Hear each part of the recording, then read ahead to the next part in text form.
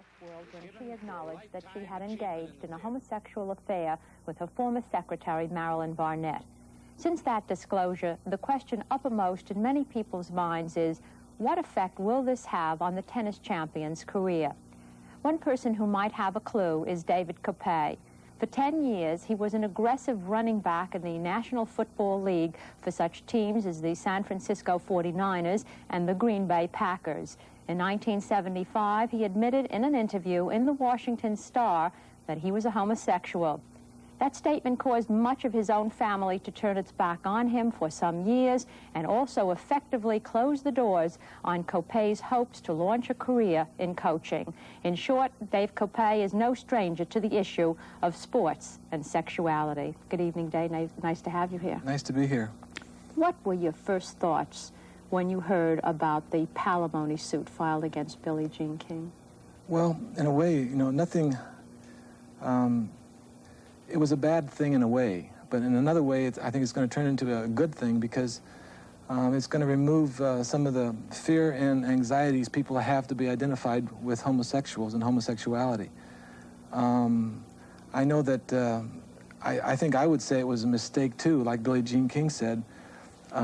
If I was involved with someone maybe that I feel is that unstable, I don't think anybody should really have the right to be on scholarship for the rest of their life just because, they were involved with someone. Needless to say, Dave, Billie Jean had her reasons for going public on May the 1st.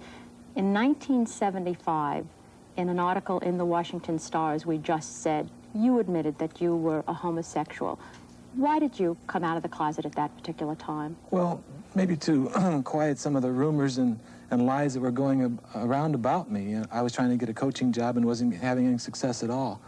It was also something that I'd been kind of trained to do in a way. I had always been outspoken. I was kind of the captain of the team. Well, I was the captain of the team in college. I was always first, and I felt that I had a chance to kind of speak back and maybe get back at my opponents, so to speak. And so I went ahead and spoke out. What was the initial reaction?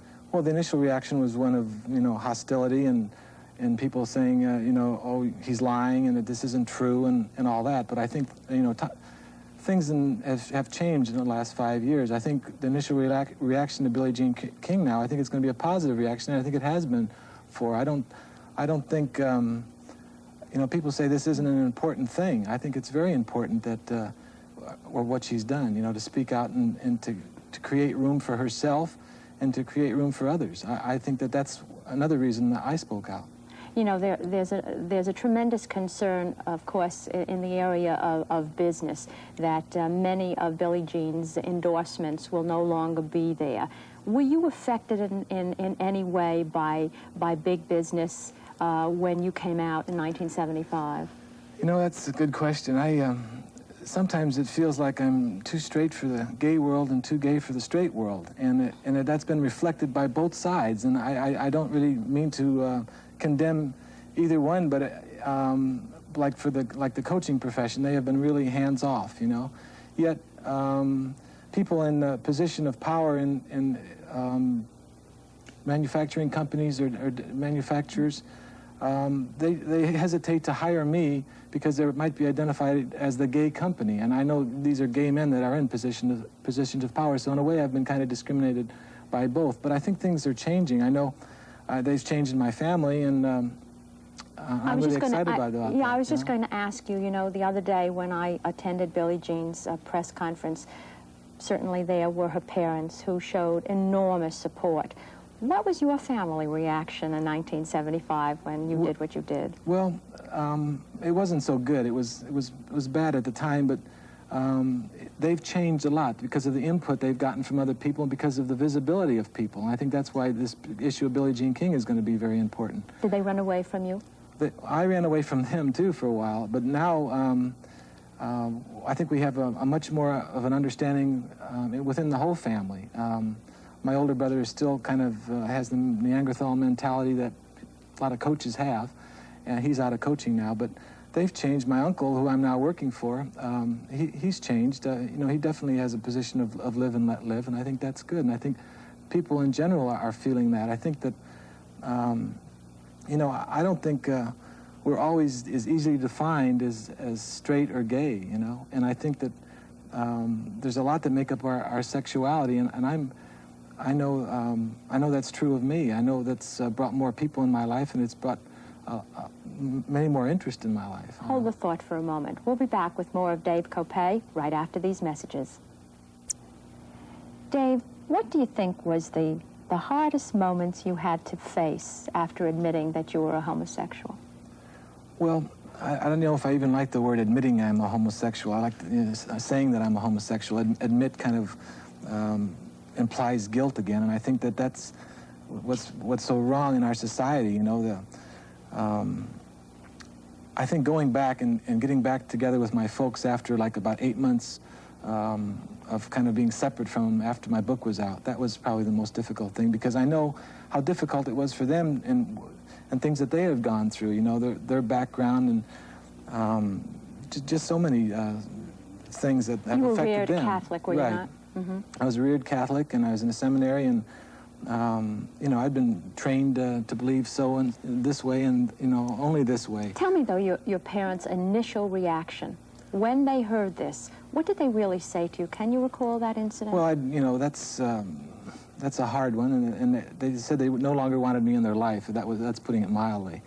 But that's not true, because they know I love them and they love me, and so I think that it's been a really positive thing, and that it's brought all our family, well, my brother and one of my brothers and sister and myself, much closer together. But was there one particular incident which occurred that brought you back together with the family? I mean, what made them suddenly have this 100% turnabout? Well, they have a number of friends that are priests, and every time I get a letter from a priest or a religious type, which maybe was 100 letters or so, just from those kinds of people, I'd send it to them to read.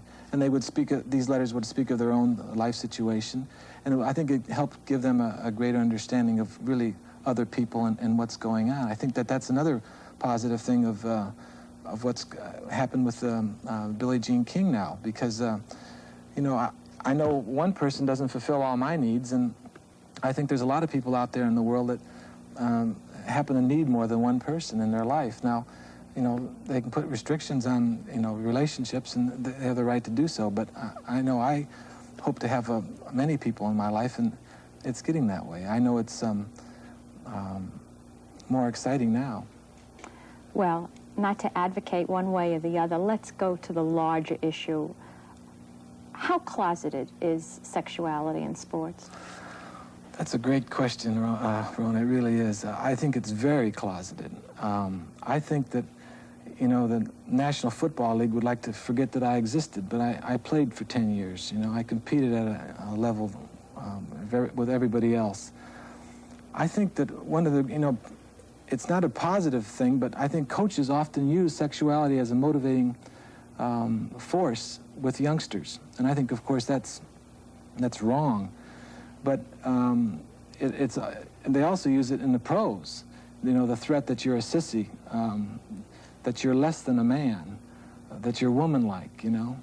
I think that and it's effective, and I think the reason it's effective because many players really aren't secure in their sexuality, regardless of whether it's heterosexuality or homosexuality or bisexuality. And of course, I think people are sexual beings first before they're either straight or gay. They're sexual people, and there's many types of eroticism that turns them on. Why is it, though, Dave, that men are so quick to condemn women who perhaps are homosexuals, as opposed to looking within their own ranks and saying, hey, that's the way it is with fellows, too? But in a way, I don't think men are really condemning women.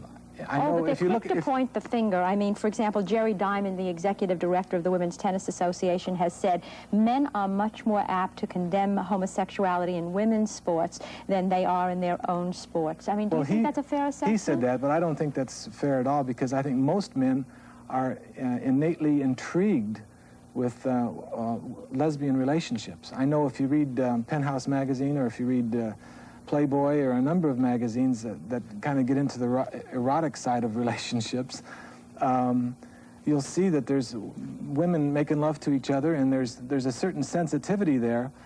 I think, and I've always said this, that of course I'm not a woman, so I don't know, but it seems natural for me to think that a woman knows a woman more than any man can because she's a woman.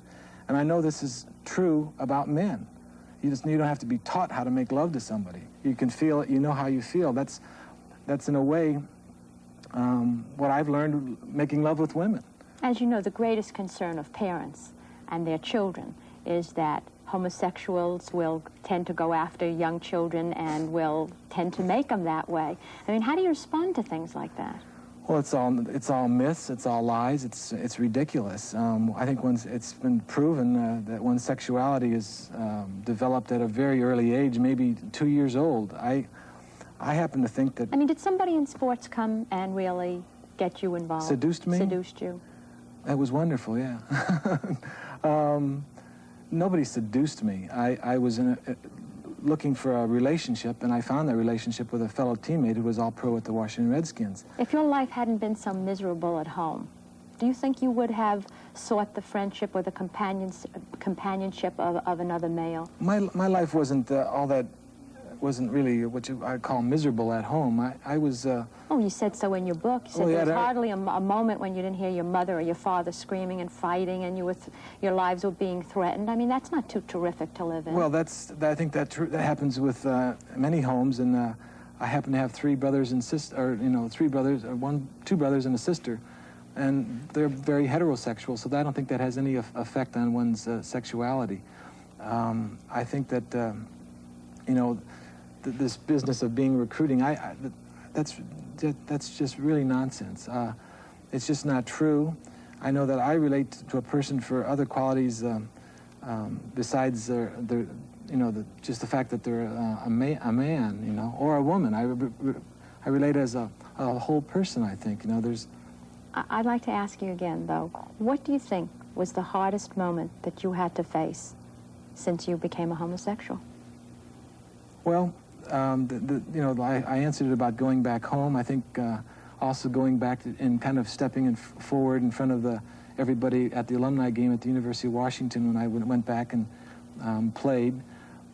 There's just so many different moments. I mean, coming out and growing as a person doesn't just happen overnight. It's a constant thing. I know that with me it was a way to feel alive, to grow, to feel more involved, to give myself more room. And I think that it happens over and over, and it's still happening. I know I can see myself hopefully with a big family of people in my life. And what is Dave Kopay doing today? I'm working for my uncle, who has one of the largest floor covering stores in Los Angeles. And are you really happy doing what you're doing? Well, it's been very difficult to find a career or to give the energies that I gave to the football. There's many things that maybe that I would like to be doing, but I really haven't had the initiative to go out and do it. Maybe I get tired of constantly having to battle people, and at least I feel like there's family around, and I feel comfortable, and I could feel, I don't have much time. Just one final question. Do you ever think the day will come when someone who openly says that he is a homosexual will find a job as a coach? Oh, yes. I think that's not that far away, even considering the backwards natures of most coaches, yeah. Dave Kopay, thank you so much for coming tonight. It's been nice meeting you.